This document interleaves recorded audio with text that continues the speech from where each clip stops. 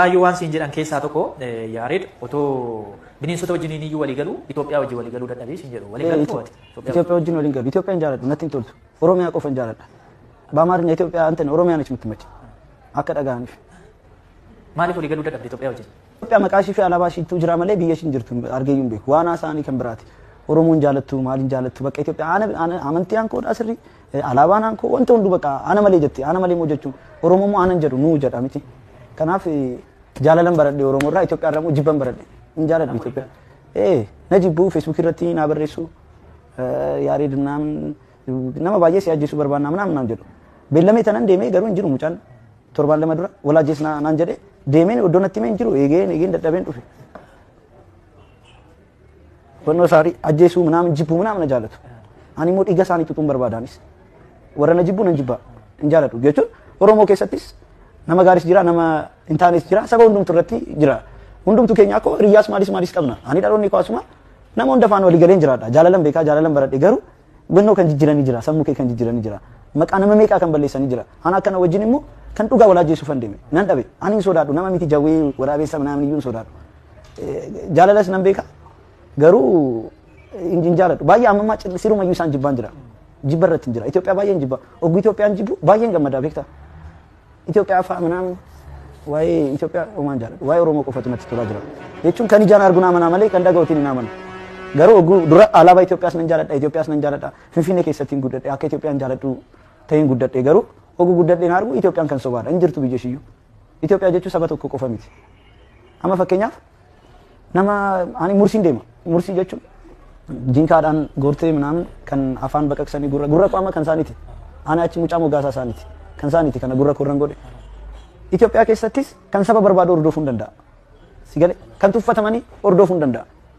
Isaan garuu faranjoonni baay'ee isaan bira deemu isaan bira yeroo isaanii dabarsu maal jedhu adaan isaanii addaanii baay'ee bakka uumamaa jaalatu. Itoophiyaa jaalachuuf jechuun kan saba tokko qofa miti kan hordoftu kan abbaa barbaade hordofuu dandeessa Itoophiyaa. Saba 85 caala jira jedhama. 85 iyyuu Itoophiyaadha malee tokko qofa ana qofaati Itoophiyaa jechuu hin danda'u. Kanaaf ani abbaan barbaadeen hordofa Itoophiyaa jedheen hordofa abbaan barbaadeen immoo hordofa. Kanaaf warri fagoo jiranis maqaa sidhaanis kana hubachuu danda'uu qaba. Itoophiyaa hojjettee guutuuf guutuu Itoophiyaa kabajuu qabda. Jechuun Itoophiyaan naannee laalaa nan joora maaliin jedha nama waa'ee Itoophiyaa akka haasa'u Bishooftuyyuu darbeen beeku magaalaa Finfinneetiin ba'e. Garii akkuma Itoophiyaa beeku Itoophiyaa jedhee afaan isaa bana. Yoo suuqii banee wayyaa afaan banurra. Mi'a ta'u egaa achi yeroo hojjetaa turtee fi amma immoo as deebitee gaafa hojjettu isaan wajjiniin hojjechuu dhabuu keetiif keessumaayyuu walgaa achi maallaqni haga tokko jira. Gara aartii Oromootti immoo gaafa dhufte gama deeggarsaatiinis waltumsuu irratti hanqinni waan jiruuf tarii waan asitti dhuftee dhabde sila waan achitti argachuu qabdu waan asitti dhabde jira. Jechuun jiraachuu hojii jira isaan hin beeku akkatti itti fayyadamanii beeku. Asitti immoo maan beekani sumatu wannoo jedhaa garuu isaan dhistee Oromiyaa irraa bakka Oromiyaa irraa homaa eegne wannoo hin jenne si galee jaalala uummataa iyyuu si ga'a. Jaalalli uummata jira bakka sammuu kee boqonnaa qaba. Ani durayyuu nama meeshaa yookiin nama maallaqa jaalatu miti ani bineensa aartii dha. Kanaaf waan baay'ee hin barbaadu waan natti hanqates hin jiru. Bakka Rabbi wajjin bakka aartiin immoo ayyaana qabde. Nagaa garuu jijjiiruuf sitti ulfaata. Warri gubbaa ta'an irraanfadhu akka jiran iyyuu yaadadheen beeku. Isaan qabu. Isaan turizimii isaanis aadaa isaanis maalis aadaa turizimii isaanis hunda isaanii maaliif nuti isaan beekna. Isaan beekna Aksum beekna Laalibalaa waan baay'ee beekna. Amma nama saba biraa deemtee Cillimoo beekta jettee hin beeku. Maaliif turizimii keenya hin hojjenne hin beeksisne. Amma garuu nu dirqama qabna kana beeksisuu qabna. Warri gubbaa ta'anii irraanfanne nuti wannoo jechuu qabna. Amma garuu akkuma sitti nama qaroomee wayii argaan jira. Xiqqoo shiifa wayii ilaalaan jira. Jijjiirama fidu. Nama tokko jijjiirama guddaa fiduu danda'a. Malee jiru. Karaan cufamee satti baata. Karaa banama arginaan immoo dandeettis jira. Oromiyaan homaan dhabne guutuuf hunda qabdi. Akka waan hunda qabdu nan beeka ijoolleenis ni beeku. Rakkoon Oromiyaa fi dhaloota haaraarraa yookiin manaamna miti. Akkuma dura ta'an yaada dura kan qabatanii isaantu karaa cufaa jirra turani.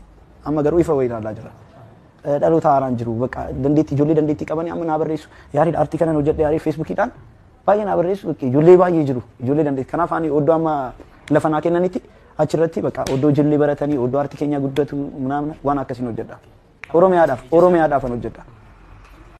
Hojii kanaan egaa keessumaayyuu waan asiin dura hin baratamne fa'aa waan asiin dura hin baratamne naan siin jiru amma bineensota fa'aa wajjiniin hariiroo uumuu kun amma akkuma biyya keenya bira darbee iyyuu beekamu baay'een beekamu.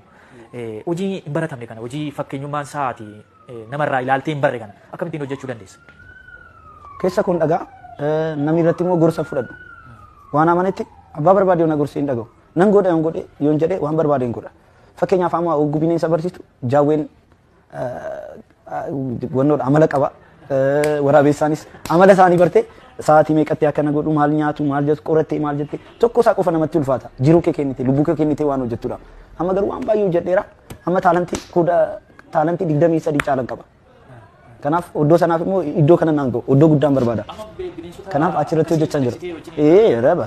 Waraabessa akka Itoophiyaa nama nituu Itoophiyaa kan jedhu wajjin walii galurra jaawwee wajjin walii galutu salphaadha. Waraabessa wajjin walii galu salphaadha.